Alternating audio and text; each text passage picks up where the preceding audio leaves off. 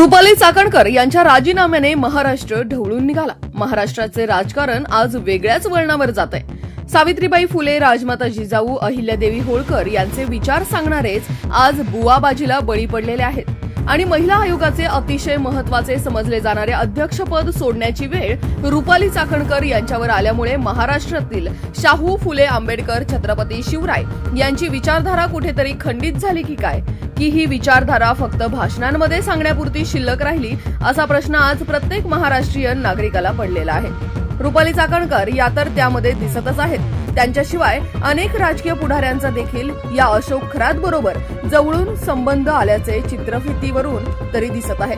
अनेक शासकीय अधिकारी देखील या बुवाबाजीला बळी पडत आहेत। जर उच्च शिक्षित राजकीय पुढारी महिला या अशा गोष्टीला खतपाणी घालत असेल तर महाराष्ट्राची अस्मिता आज धोक्यात आल्याचं दिसत आहे। पाहुयात रुपाली चाकणकरांबरोबर या प्रकरणात अजून कोण कोण गळाला लागत आहे।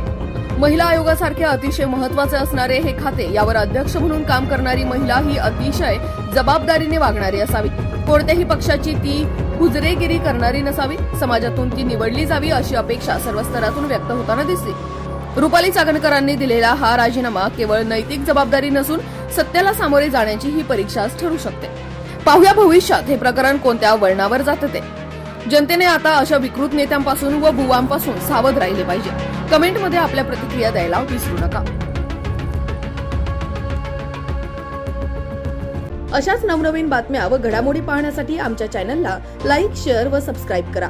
टॉप न्यूज पुणे जाहिराती व बातम्या देण्यासाठी संपर्क मुख्य संपादक कैलास गायकवाड।